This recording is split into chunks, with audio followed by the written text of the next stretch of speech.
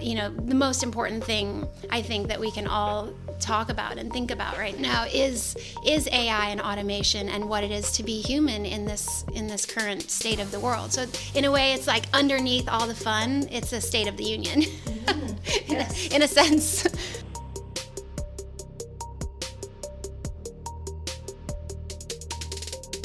Welcome to Bitch Talk. I'm your host, Erin. And I'm co-host Ange, aka Captain Party. 2026 brings us into our 13th year of podcasting, and we're proud to be here. Thank you to our followers and longtime listeners for voting us Best of the Bay Best Podcast for 3 years in a row, and to SF Film for adding us to the respected list of Essential SF winners. If this is your first time listening, where the hell have you been? But better late than never. We're like if the rap group Salt and Peppa met the show Grace and Frankie and had a baby. And if you don't understand what that means, ask Jeeves. And now, on with the show. Clink!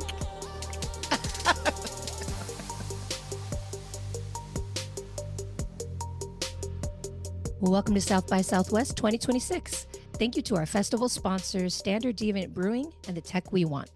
In this episode, we're covering 2 films that talk about the impact of tech, Your Attention Please, and Dreamquil.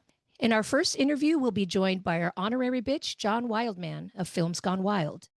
And then we're going to cap off the episode with something we've never done before. We cover a VR experience called Lesbian Simulator. Enjoy. Welcome to South by Southwest 2026. We are Erin and Ange with the Bitch Talk podcast, joined by our honorary bitch, John Wildman, editor-in-chief of Films Gone Wild. And in this segment, we're going to talk about Your Attention Please, which is having its world premiere in the documentary Spotlight. We're sitting down with 3 guests from the film. We're going to have you introduce yourselves and your role. We'll start with our director. Hi, good morning. I'm Sarah Robin. I'm the director and co-producer of Your Attention Please. I'm Yana Harris, and I am the cinematographer of Your Attention Please. And hi, I'm Trisha Prabhu. I am the subject, one of the subjects of Your Attention Please. Thank you. We'll start with Sarah. Can you please introduce your film to our audience? Yeah, so Your Attention Please is a documentary about our smartphones, our social media, what has gone wrong, how it's affecting us, and especially our kids, and how we can fix that mess. Simple. Easy task, exactly. It's a 2-minute film. Yeah. There's a lot of themes in this film. It's a lot of different storylines. It's an onion. But I do want to ask, how did you choose the story pathways that you did for this film? And were there ones that kind of rose to the top than others? I mean, how do you balance it? It was a very, very tricky task, I will say that. It was also a very organic process. You know, I came in with an idea of what it was going to be. And then very quickly as we had, a paper edit, very quickly as we got into the actual edit and just saw the emotional arcs of some stories, it became clear that we had to go back to the drawing board. So very early on, it was clear Kristen Bride's story was going to be a core of the film. Then we needed to find stories that can actually match that in power. And that was quite difficult. So we had some early stories that we were considering that ultimately fell by the wayside. And then we found Trisha, we found the Offline Club, Brockton High School, and, the mosaic came together over time. All right, so mine is, because we have 3 very cool people here. So I'll start off first. Trisha, I'm just going to say that, when I see someone like yourself, that is so freaking accomplished and amazing, I always think I was playing in mud when I was her age. Yeah. So I just have to say that. But now I'll start the questions. Sarah, oftentimes this both balances a lot of information for us, but also a call to action. And when you're a director who's done a film that is kind of like a call to action like this, sometimes you become the default expert. And and as you make your film festival tour, you may or may not have Trisha with you, and so then people are going to think everything. And and I always love to ask the the filmmakers in this case, like, are you ready for this? Are you okay with that? Because that's what's going to happen. Especially being here at South by, I do ask myself that every day. It's a really great question. I'm always really honest about what I know and what I don't know. And some of these things I've had personal experiences with, so I like to focus on that. I like talking about how my phone impacted my own attention to the point where I couldn't read anymore. And I'm like one of the craziest bookworms you can meet. And the fact that I lost my ability to read was really shocking to me, and that's what spurred me into action. So I focus on these things. I have amassed quite a wealth of knowledge, but I'm also very honest when it comes to things I don't know, right? I'm not a parent, so when people ask me about parenting advice, I always say, look, I'm not a parent. What I'm telling you is from experts and other parents I've talked to. Take it with a grain of salt. Adjust it to your own life. I don't know everything. So I think it's really important to keep it real in that way. And then Jana, I always feel for a cinematographer when they're doing a film like this, because you're going, I've got a lot of talking heads, I got people just walking and talking, and we're so past the West Wing that we're done with that, and I need to make this look interesting, because we've got this great information and we don't want it to be lost. So talk about how the two of you work together to make sure that you were shooting in a dynamic way to help put this information in the right place. I mean, it was kind of really hard to not be dynamic on this film, just because we had so many storylines. We traveled to many, many different places, including Amsterdam and South America. And so, I mean, I think whenever the subjects are just really engaging, I feel like you're just kind of glued into them. And I mean, we would be filming the interviews, and I feel like I was just taking in so much because I didn't realize how massive this issue was and how far-reaching it was. And so it really was engaging the entire time. And I think one of our practices is that we like to always be present and take away those distractions and just lean into that humanity with other people, Okay, first I have just two statements I want to get out before my question. Sarah, I'm never going to forgive you for making me agree with Josh Hawley. Yes. So, I was just like, why do I agree with him right now? Damn it. I had a lot of processing to do. And Trisha, I'm glad you're pursuing your law degree because you're simply not doing enough with your life. So I just wanted to put that out there. But I love how you touch on the importance of boredom and us losing our sense of creativity because of these screens. So I just wanted to go down the line and talk about, what do the three of you do when you're not staring at a screen that sort of engages you in reality, that is sort of a savior, a balance? Oh man, what do I not do? I'm someone who collects hobbies just on the daily, and I never have enough time for them. I just picked up pottery, which I know is every white girl's favorite thing right now. So I'm very conscious of that. Thank you for saying. And we have to. But okay, here's the thing though. When you're centering that clay also centers you, and there's really some. I know that sounds a bit woo, but there's really something to that. And when I come to it on days where I'm all over the place, that thing just won't fucking center. Excuse my language. No, it we just love won't. that. Yeah. It just won't work. And I have to be all right, I have to actually fully arrive here. So it keeps me very honest. And I really love that about it. I also rock climb. That's always helped me to just, everything else just melts away, because when you're on the wall and you're about to fall down, you're just really present naturally. So that's been a good one. And one that we have in common is we do really love to dance. So yes.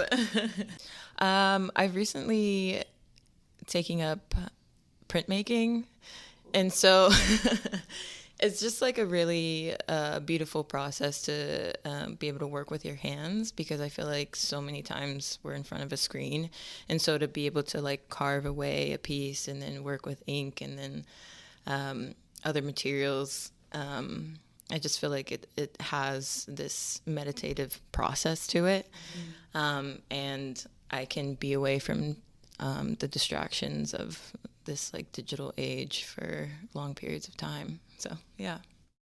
And I think in my case, with just all of my spare time, just swimming in it. Yes. I really so much. Just There's so much free time. No, I mean, one of my favorite things to do is to run. I'm a runner. So for me, and it is very meditative, actually, I think, to run. So it's an opportunity. You're just focused on the next step. You're not thinking about anything else. And that I really, really love. I am also kind of I do love meditation. Sarah knows this about me. We captured some of these scenes. It didn't make it to the documentary. We captured some of these scenes during the filming process.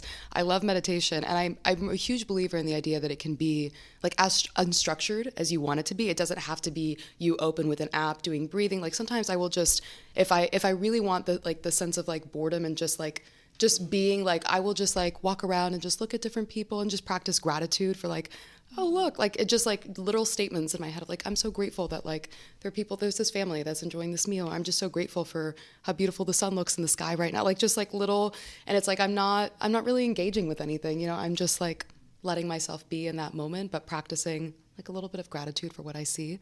And I find that that's just really meditative and restorative and a good way to like remind ourselves of how much we have.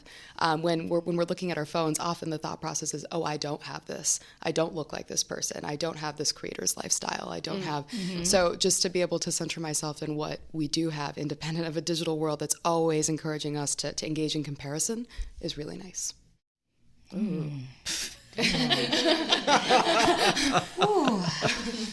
I guess this kind of goes with my question. And just to be honest, Ange and I, Jeff, we all live in San Francisco, separately, of course. But sorry. Anyways, no tangents. But I, on a daily basis, feel assaulted by technology. It is everywhere where we live, billboards, everything. But I just want to know, and I'll start with Trisha, like how do we slow the tide of technology assaulting us on the daily? Yeah. I love the question. And actually, I was recently in San Francisco for work. And yeah. How was it? It was great. Yes, everywhere it's a beautiful city. It's so beautiful. Yeah. But everywhere you go, it's like AI, some more AI. Do just you in case you weren't sure. Billboards? Yeah, do you understand I them? don't understand the billboards. Like, what are you selling? I can't even tell. I'm not really sure. They're like, find your flow with AI. I'm like, okay. You say so. Yeah. What are we talking about? What are we talking about? It's actually cryptic. Yeah. It is. I mean, I would say, I think, honestly, and I feel like the film captures this with the Offline Club, but I feel like one of the most powerful ways we can do it is by creating in our own lives and then step by step in our communities and in society a new culture of hanging out with each other that is not about technology. Because I think one of the hardest things is like, you know, if you say you're going to be phone free, it's not as fun. I mean, it's nice to spend time with yourselves, but it's not as fun because it's just like you, and you feel like there's like a sense of FOMO. All of your friends are still on their devices. And so to the extent that like we can get together with each other, right, and put our phones away together and spend time together, I think not only do we kind of stop this assault of tech at every single part of our lives, but we also, you know, actually affirmatively engage in what tech has taken away from us, right? Which is this chance to be together, to, you know, see expressions on each other's faces, to, you know, have conversations that are really deep and meaningful and are not confined to, 140 characters, or is it longer now? I don't even know. I'm not on X anymore, but yeah. But I think that is really that culture change. And it just starts with like one friend, right? One friend group, one community. And I think what it creates, the ripple effect, is just really powerful. I think for me, I'm still wrapping my head around what you just said. It's always fun having to say something after Trisha.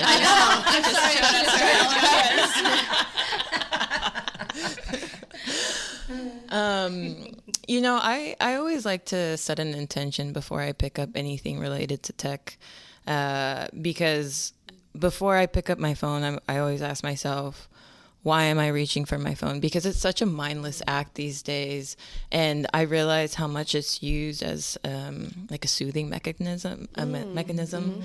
And so if I can name exactly what I'm reaching for, then I can actually reach out for the thing that I'm actually wanting and not fill it with a phone. So yeah, I'm like, if I want connection, then I'm like, is this phone going to give me connection, or can I just reach out to my friend or go talk to my family, or and I feel like that sort of guiding principle has really helped me take a step back whenever it comes to using technology as like a means for everything. I think we need to fall in love with doing hard things again and putting ourselves out there. And I'm quite an introvert, so I'm definitely one of the first people to be like, oh, I don't know if I want to go out right now and see a bunch of people. And it might just be nice to sit here on my couch and like scroll a bit and read a bit and, you know. And I think it's so easy right now to make that choice. But in the end, it leaves us more depleted. It leaves us with less interesting lives. It leaves us with a bit more of a flat, colorless experience, I think, as we go through our day-to-day. And I've really challenged myself to get better at, you know, choose a difficult thing in the moment. Like, choose the thing that right now feels like it's maybe too much of a commitment, because in the end, you'll feel so much better. And once you like get into the habit of that, then it becomes like almost muscle memory. Like it gets so much easier. So it's something I especially encourage young people to do, because I think they're so overwhelmed by everything going on in the digital world and under such pressure that it's a lot to ask. And I want to, acknowledge it is a lot to ask, but you do feel better at the end. So it's really nice that you get, when you make these better, cultivate these better habits with technology, you get positive feedback pretty quickly, and it becomes easier. So that would be my thing. Like let's do hard things again. And I think too that also inspires like the creativity. That's whenever it begins to blossom again. So Yeah. I think I get to ask one more question. This is awesome. And I want to bring it back to filmmaking, Sarah. Because when you have a film like this, and there's so many moving parts, and oftentimes your audience is like a technological grandpa like myself that's going, what? Huh? I don't know, right? And so so as a filmmaker, sometimes you're in the editing bay going, did I make that point well enough? Or did we underline it? Did we bold it? Did we have neon arrows pointing to it? Did we do that enough? And and so then you're using the animation then to illustrate and stuff. Talk about as you were in that phase of the filmmaking and working, like something that you found challenging and then overcame to go, okay, I think now we put this in a context where people will really get this thing that likely this one over here told us that we should understand. Yeah, that's a great question. And it was absolutely a challenge we faced so many times. And one thing that was always important to us is we don't want to fall into the trap to shock audiences into caring. It was really important that even survivor parents can go watch this film and not be re-traumatized, that Kristen Bride can watch this film and not be re-traumatized, right? And there are some other films out there, unfortunately, that have not made that choice and that had some real consequences for people. So we were very mindful of that, and we're like, how do we emotionally invite people in a way that feels, I don't want to say safe, but welcoming, and where you can actually let your guard down a bit. And the animation ended up being such a huge part of that. And the way we chose to tell Carson's story, for those, the listeners who don't know, Carson Bride took his own life tragically in 2020 after he was cyberbullied. So we were faced with this really dark, really traumatic experience that we were trying to relay. And what we decided ultimately was it was more important to show what that experience feels like rather than really focusing on what the bully said or, what those details. That didn't matter so much. It was more like, what does that feel like? So we can empathize and we understand a bit more how cyberbullying is different from regular bullying, right? It's 24/7. It comes, you can see in the scene, it follows you to your bedroom, it doesn't stop. It gets you in these moments where you're really vulnerable. So we wanted to show that. And I think the animation oftentimes actually became a really great tool to show something that otherwise would be really difficult to bring down to that emotional place where we can access it and we can empathize with it. Well, thank you for the conversation. We have to wrap soon, but we do end all of our segments with something we call This Bitch. So this is your moment to either shine a light on something or someone that's bringing you joy, or you can throw shade on someone or something that's pissing you off. So I'll let you decide who wants to start and let us know who your This Bitch of the moment is. Oh my gosh. If you need a minute to.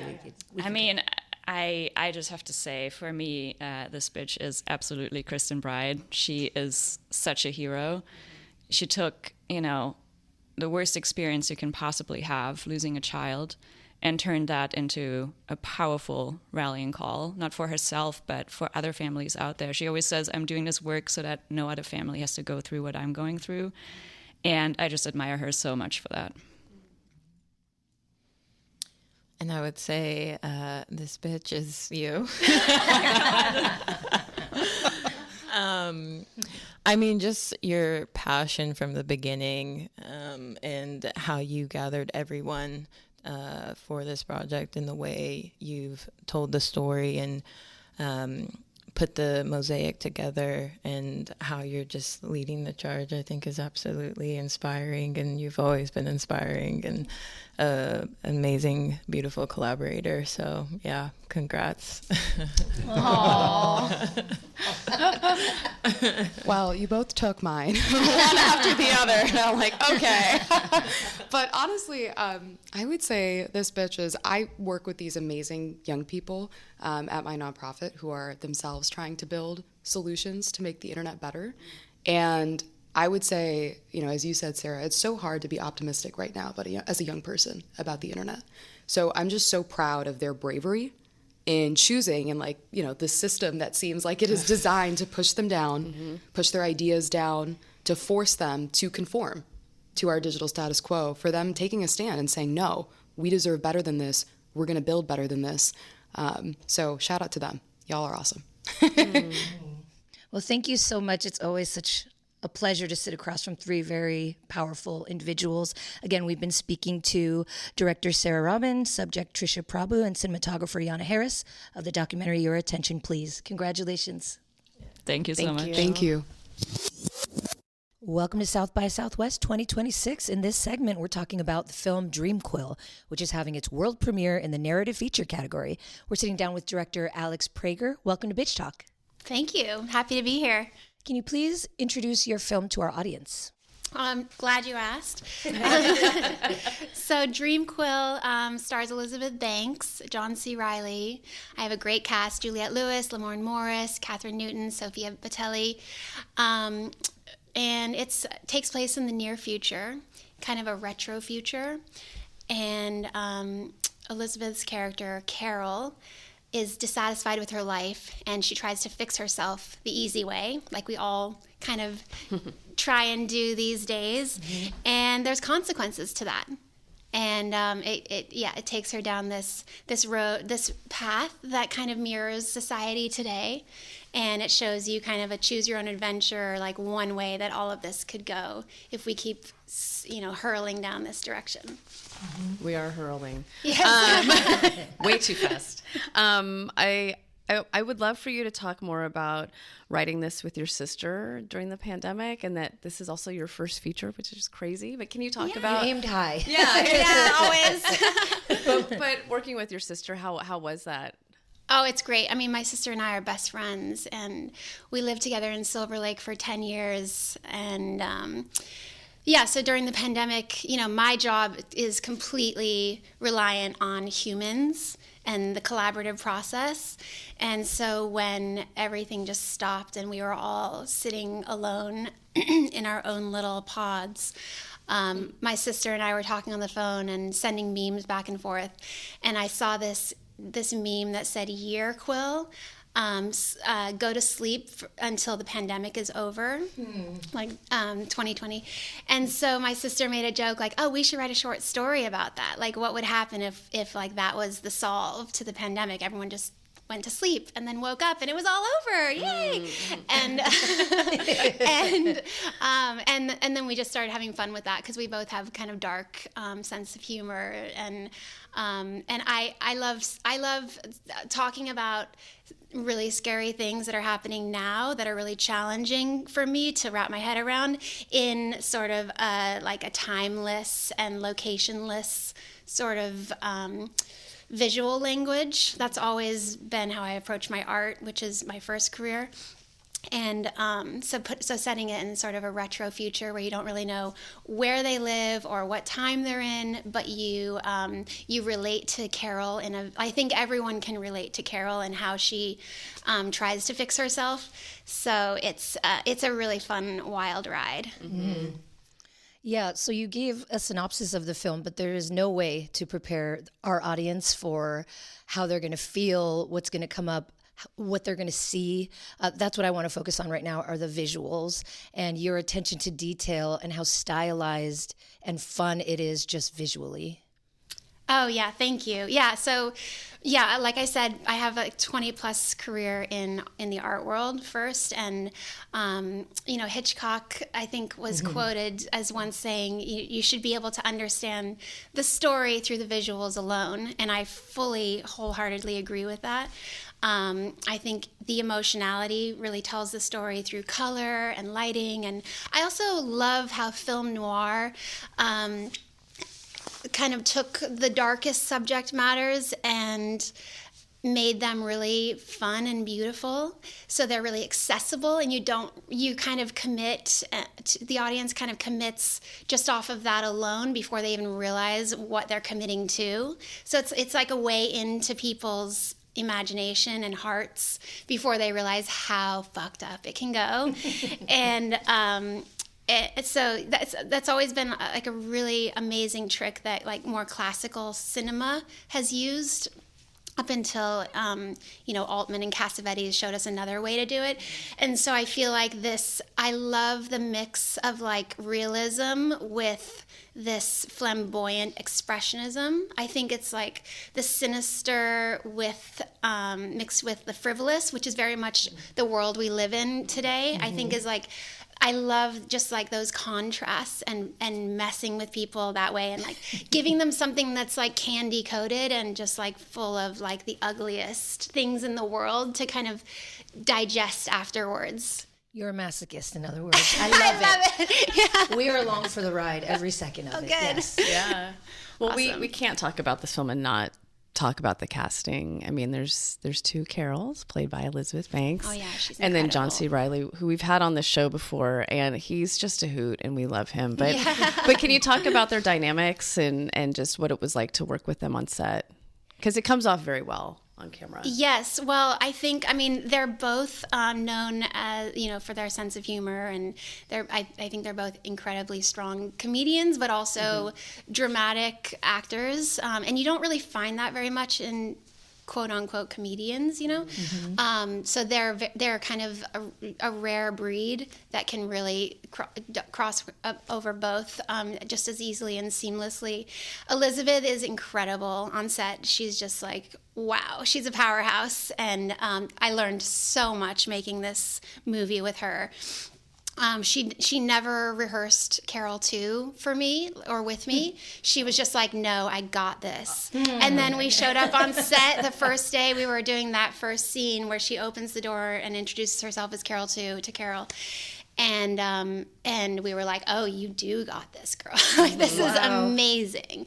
She just came up with it on her own, and yeah, it was just perfect. It was exactly what I was hoping for, because we worked really with hair and makeup.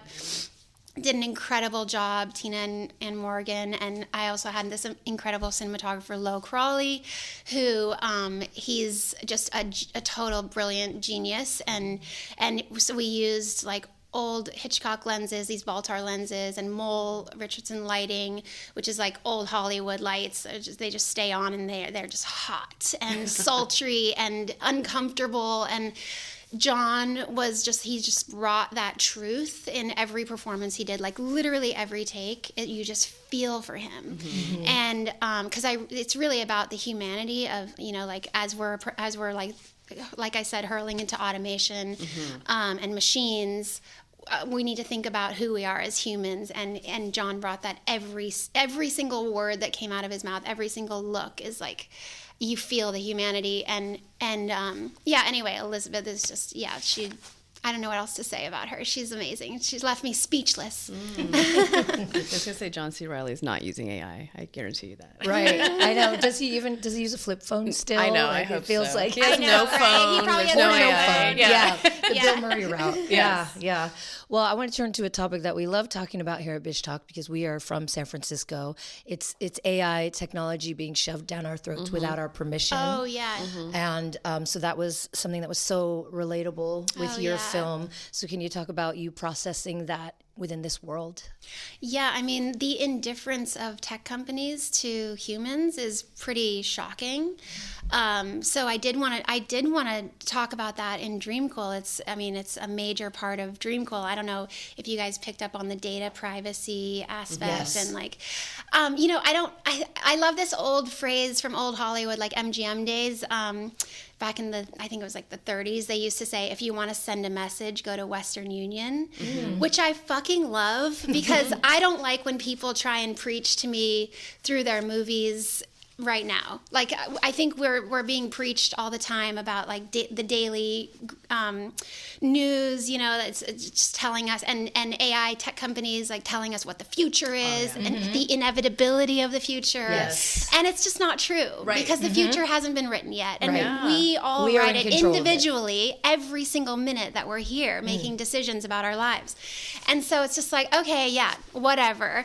But I think it's exciting to think that, first and foremost, I want people to be entertained and just have a lot of fun with the movie, because that's the main the main reason why we make movies, right? But it's impossible to make a movie unless inside of that, at the heart of it, is something that you care very deeply about. And this is something that's the most important thing I think that we can all talk about and think about right now is AI and automation, and what it is to be human in this current state of the world. So in a way, it's like underneath all the fun, it's a state of the union. Mm-hmm. Yes, in a sense.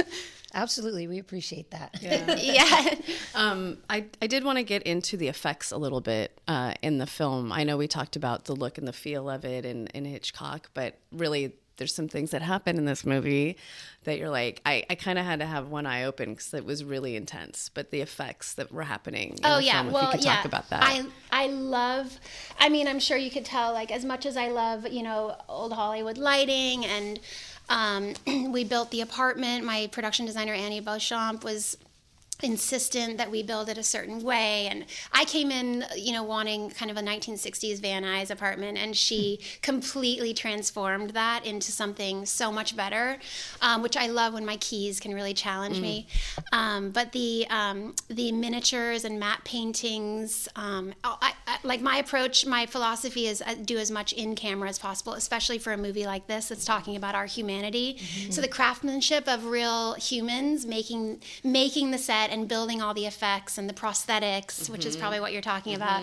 And I just love movies like that, because even if you can like feel a little bit of the camp, and you can see the cracks and the seams, and maybe even like find a boom or a shadow from the camera here and there, like it doesn't take you out of the story, because in a way, like, theater is like that too. Not that this is theater, it's very much cinema. But I love when you feel the handmadeness, the handcraftedness of inside a movie. It's really important to me. It has been for the 20 plus years as an artist to like build. My first set piece was a huge boulder that my sister and I built in Silver Lake out of paper mache, and put it in the middle of the street because we couldn't afford an actual boulder, because and then it was way too heavy. And LACMA did that. Yeah. But yeah, so it's amazing what you can do with forced perspective and these painted backdrops and the trans lights, and like we got so many of those techniques in this movie. It's crammed in. Blind Beagle and the Warren brothers are like third generation miniature builders. Did all the miniatures for Dreamquil. Yeah, it's eye candy for sure the whole time. Well, I'm really and it just like taps into your imagination too in a way that digital effects don't quite always do that. Well, the pod itself too. Yeah. Anyways, yeah. Yeah, we're living in San Francisco. That's us in 5 years, I think, is Dreamquil. No. I'm just kidding. No, I'm more hopeful than that. But unfortunately, we do have to wrap soon, but we end all of our segments with something called This Bitch. So this is your chance to shine a light on someone or something that's bringing you joy, or you can throw shade at someone or something that's pissing you off. So who is your This Bitch of the moment? Oh, I'd say Lisa Zivin, my producing partner. She's been with me for 10 plus years. I think maybe almost 20 at this point. She left me for a little while to go. She had to sleep around for a bit and then came back. As they do. Yeah. But she is so like my right hand, committed to the same things I'm committed to, and so we have a great partnership. That's beautiful. Thank you. Well, Alex, for your first feature film, I hope there's many more to come. There's something here for you. Yeah. Congratulations Thank on you. making it into South by Southwest. Again, we've been talking about Dreamquil with director Alex Prager. We'll have you on for the next one. Yeah. Oh, great. Thank you so much. Thank it was you. great talking with you guys. Yeah. Same. All right, Bitch Talkers, we're at South by Southwest 2026, and we are in the VR area of South by, which is always fun, and we're lucky to have one of the creators of a VR experience. We're going to have them introduce themselves first.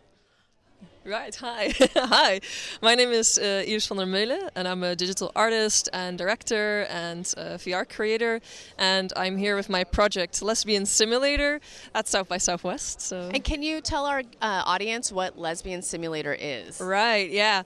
I mean, the title already tells it a little bit, but it's a project that really highlights what it is to be a lesbian or have a journey of a lesbian based upon Western culture. And the story is mainly I made it to highlight the discrimination and homophobia and sexual harassment that lesbians and also queer people in general encounter. But I also wanted to make a work that shows a lot of queer joy and happiness, and also not to scare closeted queer people that might see this project as well. So for me it was really important to create a balance of like, hey, this is quote-unquote what it means to be queer and what you encounter, and there's a lot of really amazing parts about that, but there's also societal issues still with that in Western countries and in other countries even more. But I say Western countries because, yeah, I am aware of the privilege that I, as a lesbian, have in a Western country where we are relatively safe by law, but also on the street it's experienced very differently, versus other country where there is prison and death sentences on being queer, which is a lot worse. So that's why I always give a disclaimer of like, okay, this is from a Western standpoint. Yeah. Thank you. Yeah. On that note, I would like to hear your reaction from taking this project internationally. Right. What have you received feedback-wise back home versus here? Welcome to America. Welcome to America. Yeah. I have to say, so far it's quite similar because, of course, we got a very. And where are you from as well? Sorry. No, I am from the Netherlands, and I live in Amsterdam now, but I grew up in a very small town in the south of the Netherlands where being queer was also not really like visible, and if you got out of the closet you got bullied basically, but now I'm in Amsterdam. Different. But I have to say the responses to the project so far are a bit similar, even though the audience is quite different sometimes. And I also mean, like, there's queer people experiencing this, there's straight people experience this, there is non-binary, transgender people also experiencing this. What I hear so far actually from the straight audience, who is maybe even, I think the target audience, is we actually got very sweet responses of them saying like, hey, now I understand, for example, my queer friend or my queer brother or sister better. So that's a really positive thing because that's what I wanted it to do.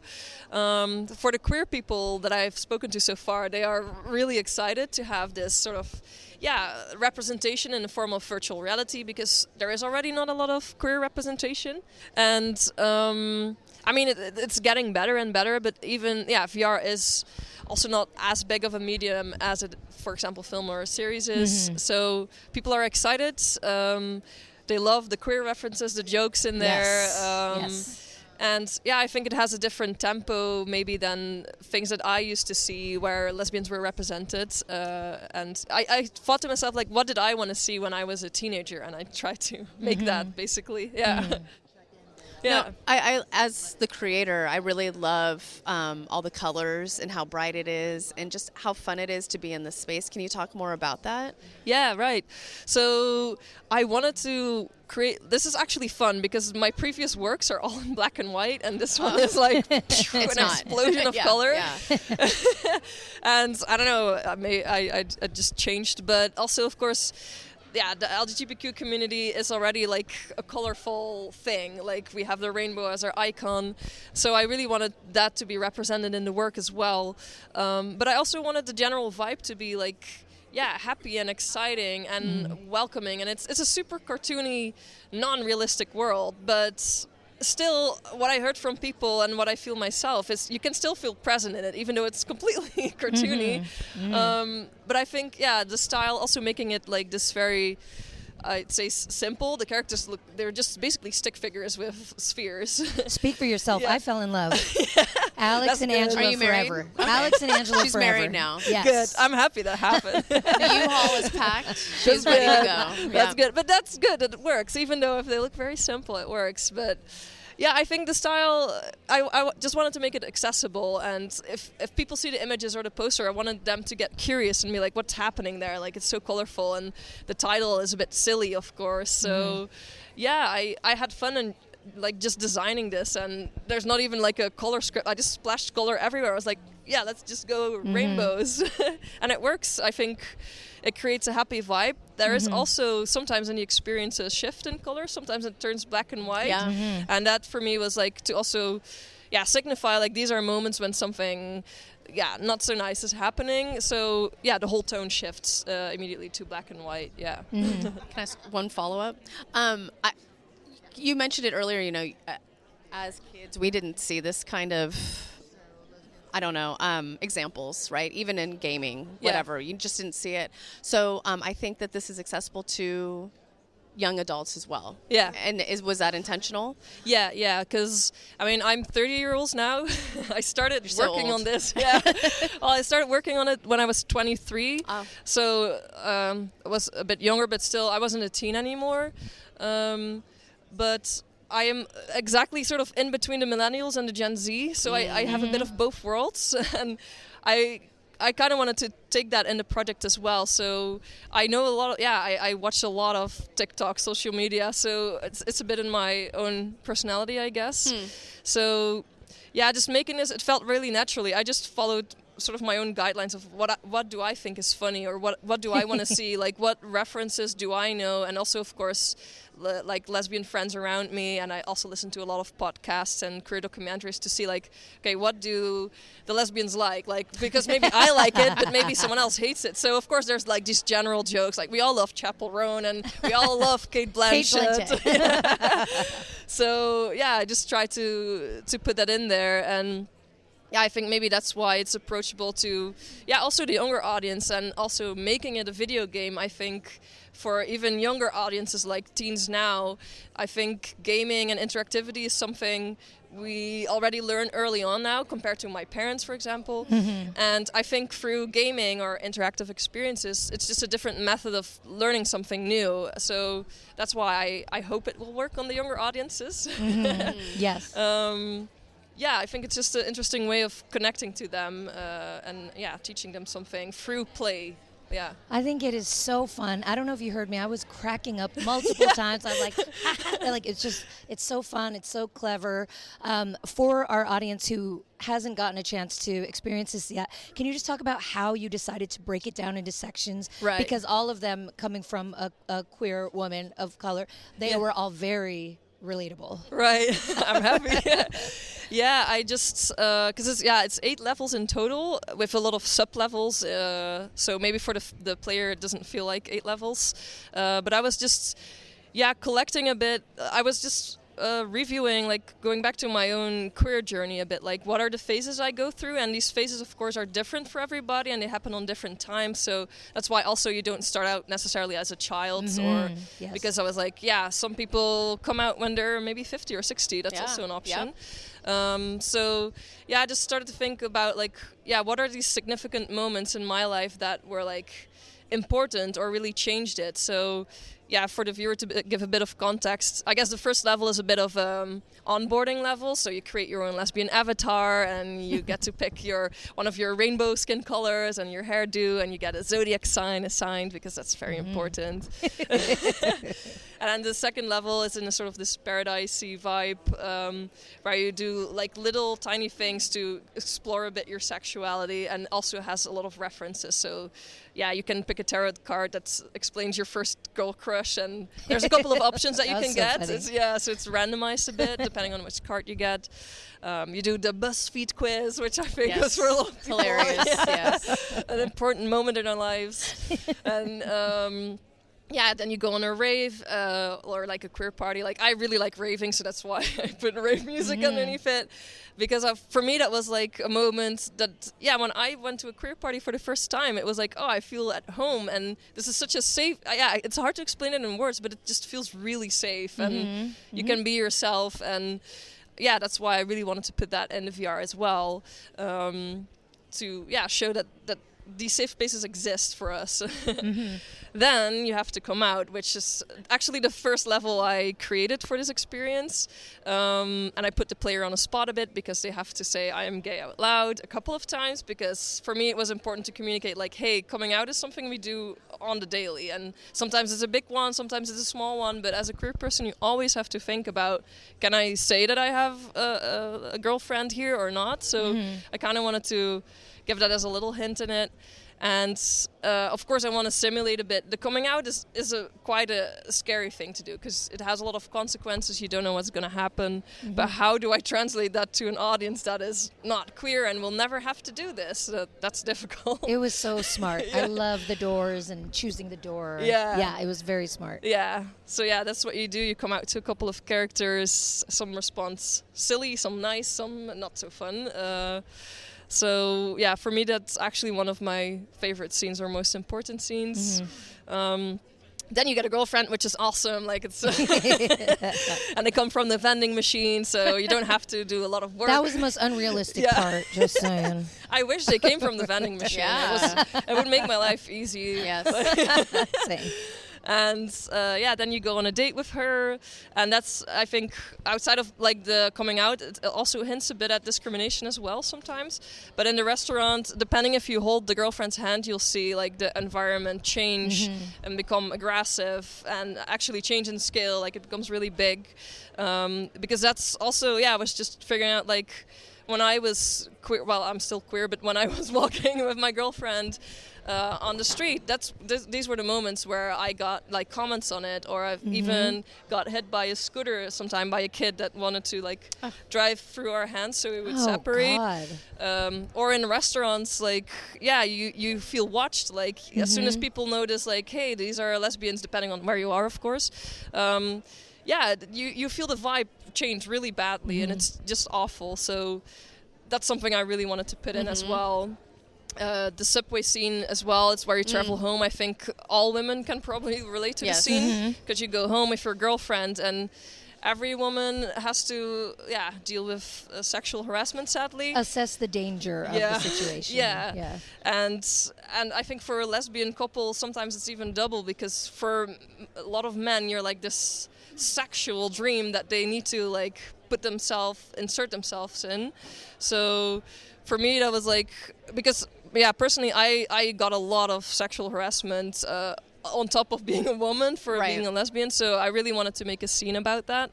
So, and still it's a bit of a horror game mechanic. I don't know, I see a lot of people die early, so you have to see. Well, you don't really twice, die.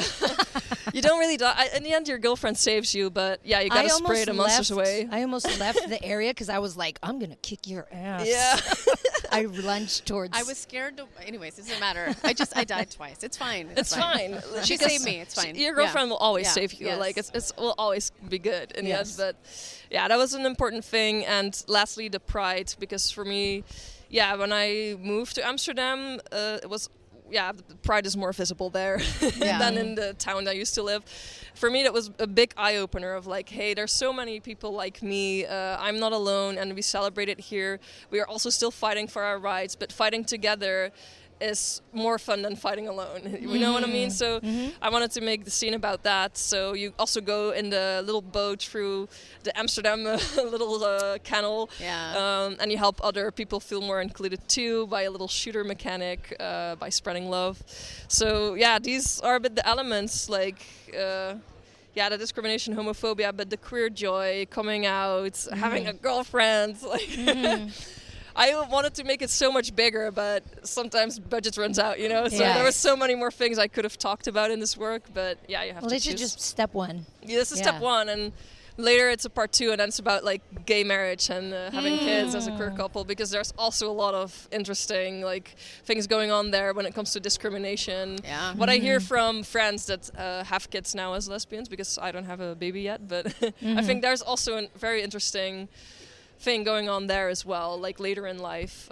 Sadly, it never seems to end. Right. Always challenging. Yeah. But I want to add too, at the Pride Parade, you add the commentary and the history about Pride, which is great. So for the young ones that don't know, or for anyone who doesn't know. Yeah, I feel like only queer people know, and I thought, and it's only a short moment, but I thought it was really important to let people know where it originates from, and especially because I don't know about like U.S. cities, but the Pride in Amsterdam also turned a little bit into like sort of carnival situation, so which is a bit bad. So it used to be a protest, but now a lot of people see it just as a party to just get like hammered and drink a lot. And totally. And it makes us queer people a bit sad because there's also now people showing up like guys with like being gay for a day, and then the next day they're like these horrible dudes again, and like so we were like the Pride party gets a little bit polluted sometimes. Amsterdam is working on it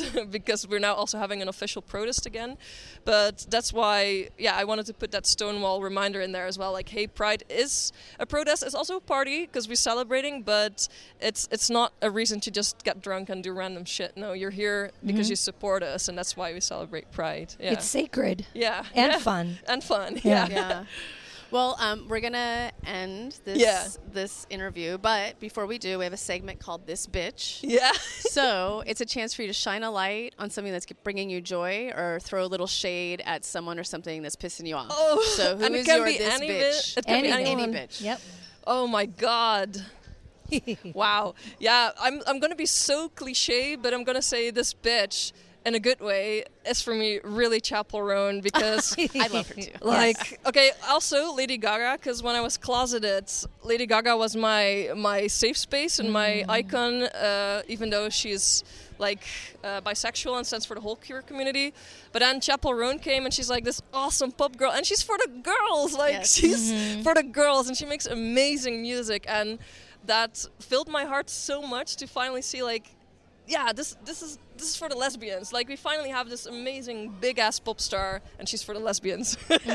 This bitch, she changed my life. Yes, I love also that. Lady Gaga, also my bitch. Yes. Well, I'm going to argue that some people are going to do the lesbian simulator, and you are going to be their bitch, because you're going to inspire them either to come out or to feel more comfortable in their skin. Because this was so beautiful, so fun. Thank you so much for being on Bitch Talk and for your work. Yeah, thank you so much for having me. It was a lot of fun. Thank you. Thank you. Thanks for joining us on today's show. You can find more information about this episode in our show notes. If you're missing us, you can visit us at bitchtalkpodcast.com to sign up for our newsletter and buy us a cup of coffee. Did you know we're also on the radio? You can find us at bff.fm. And lastly, rate and subscribe wherever you listen to podcasts. All the cool bitches are doing it.